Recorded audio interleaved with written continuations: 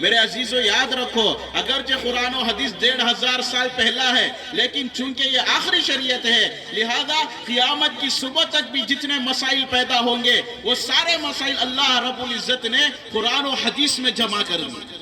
ابھی قریب میں لاک ڈاؤن گزرا، نہیں معلوم کئی نئے مسائل ہمارے سامنے آئے، تو ہمارے بنگلور کے اندر ایک دارالافتاء میں صرف لاک ڈاؤن سے متعلق 2020 میں مفتیان کرام نے تقریباً 250 مسائل جمع کیے ہیں، بالکل نئے مسائل۔ یہ مسائل پیش آئے 2020 میں، لیکن اس کا حل بھی اسی 1400 سال پرانی قرآن و شریعت کے اندر ہم کو ملا ہے۔ اب 2000 سال جائے یا 3000 سال یا 30,000 سال چلے جائے، لیکن سارے مسائل کا حل ہم کو اسی قرآن و حدیث میں ملے گا۔ میرے دوستو، মেহমান অনেক, দিল নিংড়ানো, মোহাব্বত ভালোবাসা নিয়ে, আন্তরিকতা নিয়ে, উম্মতের গাইডলাইন নিয়ে আমাদের রাহনুমাই করতেছে। মেরে দোস্ত মোহতারাম, তাকরীর করতে গিয়ে বলতেছেন আল্লাহ সুবহানাহু ওয়া তাআলা ইস কায়নাত কো বানায়া, পৃথিবীর সব কিছু বানিয়েছে, আসমান বানিয়েছে, জমিন বানিয়েছে, কুল কায়নাতের হর চিজ বানাইছে। আর এই সব কিছুর জন্য আল্লাহ সুবহানাহু ওয়া তাআলা গাইডলাইন পাঠিয়েছে আমাদের রাহনুমাইয়ের জন্য। যুগের পর যুগ, প্রতিটি কওমের পর কওমে নবী রাসূল পাঠিয়েছে।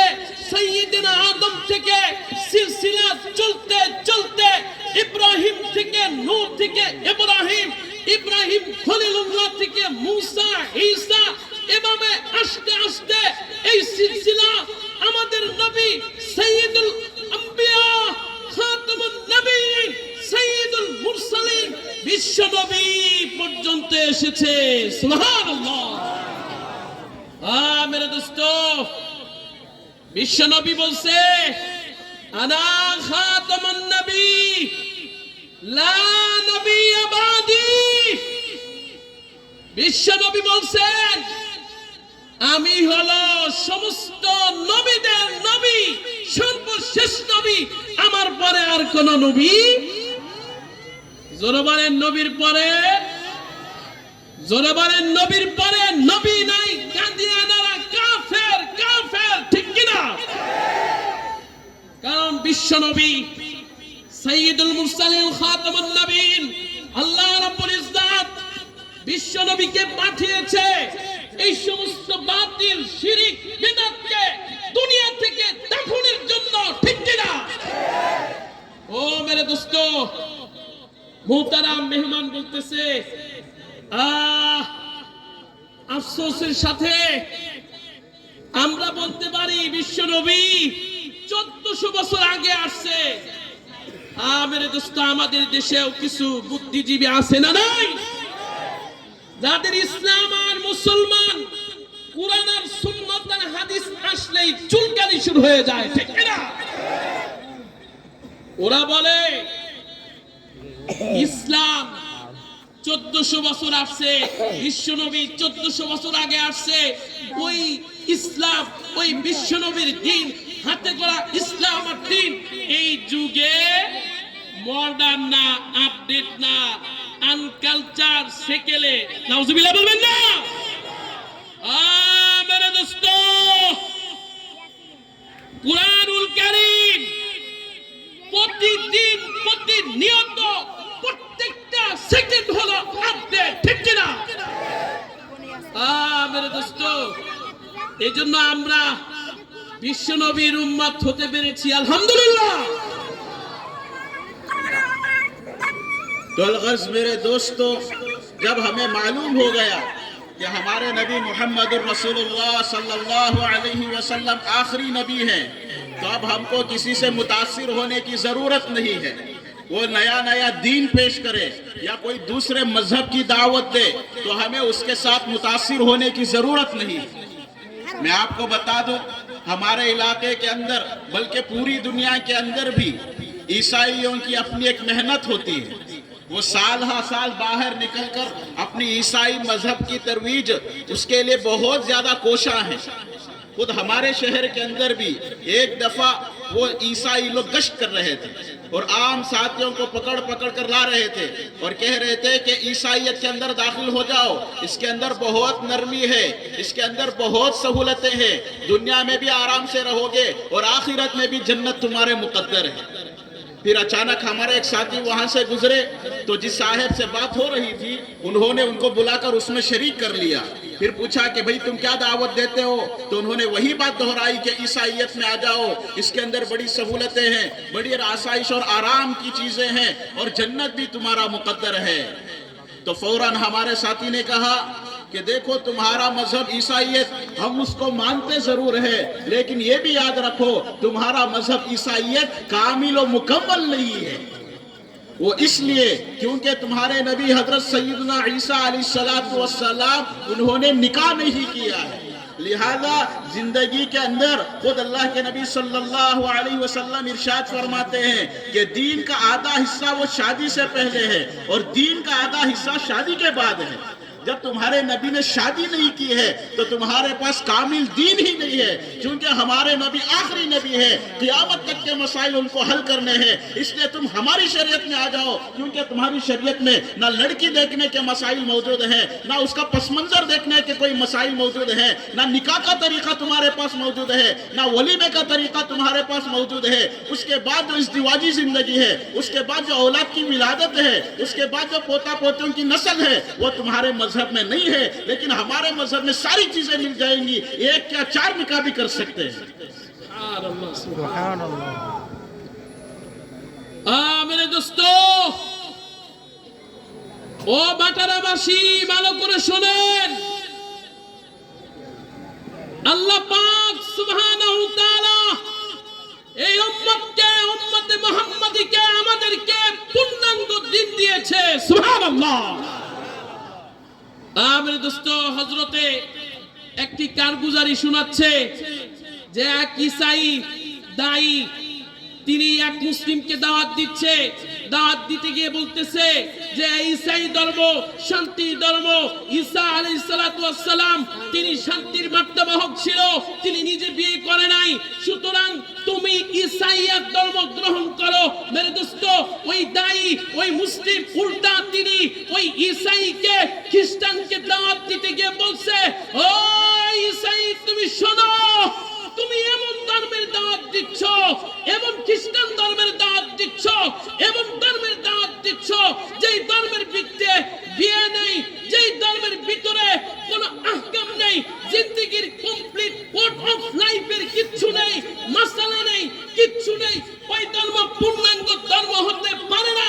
আমাদের ইসলাম ধর্ম বিশ্বনবীর হাতে গড়া ধর্ম, এমন ধর্ম যেই ধর্মের ভিতরে সবই আছে, পূর্ণাঙ্গ সব ব্যবস্থা রয়েছে.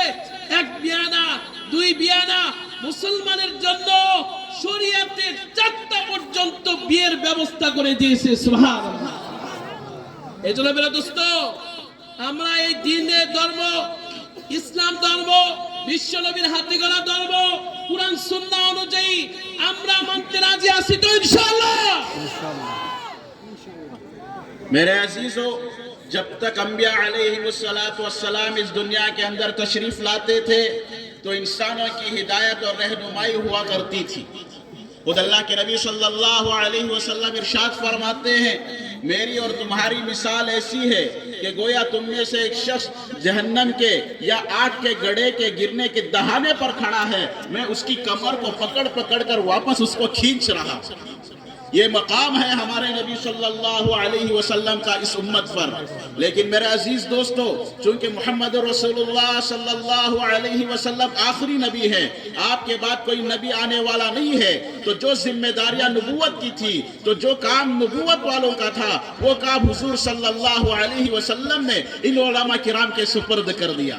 فرمایا العلماء ورثۃ الانبیاء، اب نبی تو نہیں آئیں گے لیکن نبوت والی ذمہ داری یہ علماء کرام اٹھائیں گے.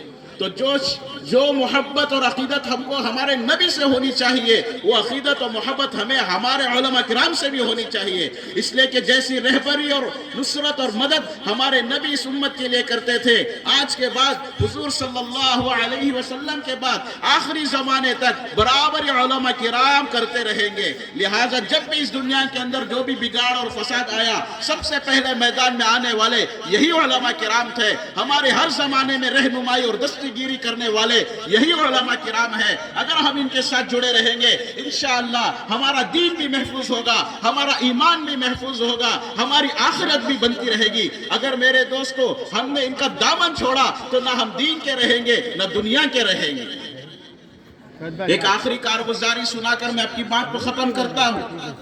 हमारे एक मौलाना है अकबर शरीफ साहब दामद बरकातुहू, वो ऐसी मजलिसों में बार बार फरमाया करते हैं कि लखनऊ के अंदर एक नवाब साहब थे।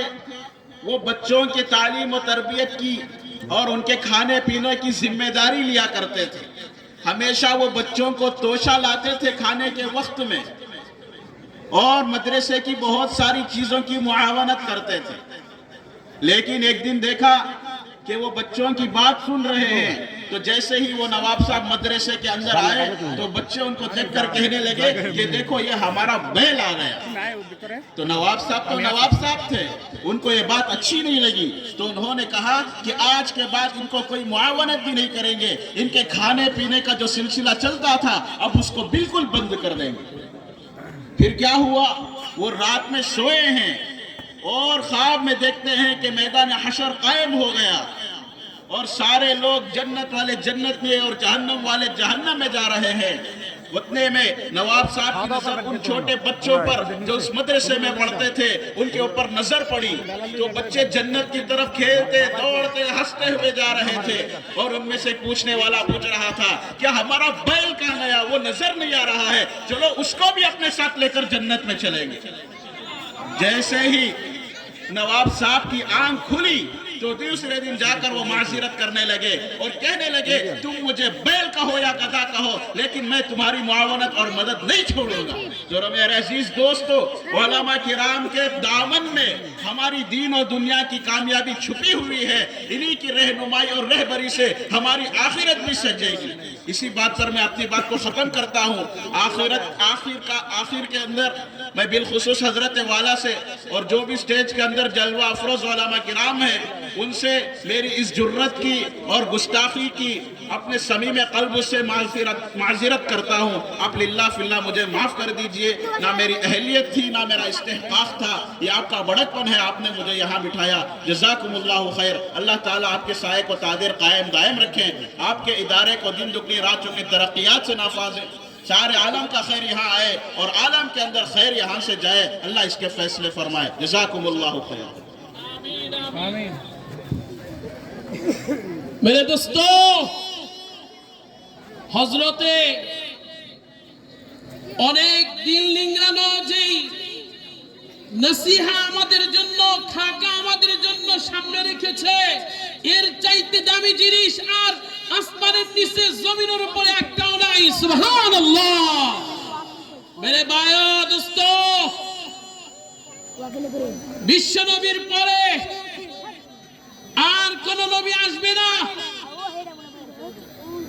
আসমান ও জমিনে আমাদের জন্য বিশ্ব নবীর হাতে গড়া সাহাবায়ে কেরাম, তারপরে তাবে তাবিন, উলামায়ে মুস্তাহিদিন, আইম্মায়ে মুস্তাহিদিন, এভাবে অব্যাহত থাকতে থাকতে এই দ্বীনের দারুল বাহক একমাত্র উলামায়ে কেরাম।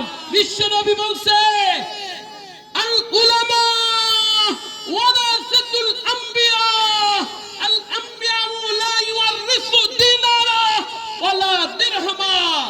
বিশ্বনবীর হাদিস, বিশ্বনবী বলছেন উলামায়ে কেরাম আসমানের নিচে জমিনের উপরে উলামায়ে কেরামই হলো নবী আর রাসূলের ওয়ারিস। সুবহানাল্লাহ। জোরে বলেন নবী রাসূলের ওয়ারিস কারা? আরো জোরে বলেন কারা? মেরে দোস্তো, আমরা বিশ্বনবীকে পাই নাই, সাহাবায়ে কেরামকে পাই নাই, ওলি আউলিয়া পাই নাই।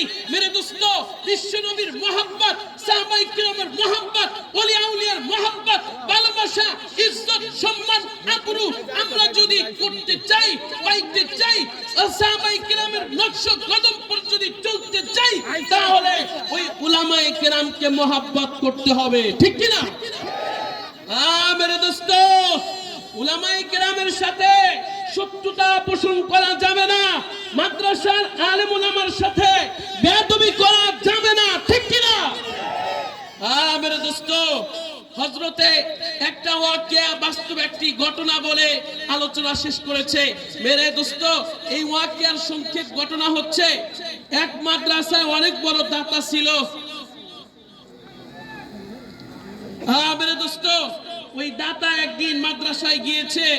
যাওয়ার পরে মাদ্রাসার ছোট ছোট বাচ্চারা ছিল, বাচ্চারা তাকে দেখে ওই মুরব্বীকে সম্মান করে নাই, বইল বেলছে বা গাদা এরকম কিছু বলছে। ওই ডোনার যিনি ছিল, ওই শিল্পপতি যিনি ছিল, নওয়াব সাহেব যিনি ছিল, তিনি কষ্ট পেয়েছে। কষ্ট পেয়ে বলছে, আমি আর আজকে থেকে মাদ্রাসায় কোনো ডোনেট করব না, টাকা দিব না। মেরে দোস্ত, এরপরে নওয়াব সাহেব বাড়িতে গিয়ে যখন ঘুমিয়েছে, ঘুমের ভিতরে স্বপ্নে দেখে কিয়ামত কায়েম হয়েছে, সবাই যার যার মতো ইয়া নফসি শুরু করেছে। এই নওয়াব সাহেব তিনিও বিপদে পড়েছে। মেরে দোস্ত, কেউ পাশে নাই। এরপরে কিছুক্ষণ পরে দেখে ওই মাদ্রাসার ছোট ছোট নিষ্পাপ কোরআনের পাখি মাসুম বাচ্চারা কই থেকে যেন দৌড়ে আসে, নওয়াব সাহেবের হাত ধরে বলতেছে, আমরা জান্নাতে যাব, নওয়াব সাহেবকে ছাড়া আমরা জান্নাতে যাব না। সুবহানাল্লাহ। মেরে দোস্ত, নওয়াব সাহেবের পরে ওয়াদা করছে যে বাচ্চারা আমাকে গাদা বলুক, বল বলুক, যাই বলুক, আমি মৃত্যুর আগ পর্যন্ত উলামায়ে কিরামের খেদমত, দ্বীনি মাদ্রাসার খেদমত, আলেম উলামার খেদমত, ইমাম সাহেবের খেদমত, এইটা আমি ছাড়বো না। সুবহানাল্লাহ, সুবহানাল্লাহ। মেরে দোস্ত, আমরা এখান থেকে ওয়াদা করি, মৃত্যুর আগ পর্যন্ত কখনো কোনোদিন কোন আলেম, কোন মাদ্রাসার ছাত্র বিরুদ্ধে যাব না, ঠিক কি না? মৃত্যুর আগ পর্যন্ত মাদ্রাসা, মসজিদ, আলেম, উলামা, ইমাম, মাদ্রাসার তালেব ইলমদেরকে সম্মান করব, মহব্বত করব। আর শাহজিবের মালিকও আপনাকে মহব্বত করবে ইনশাআল্লাহ। আল্লাহ তাআলা আমাদের সকলকে কবুল করে।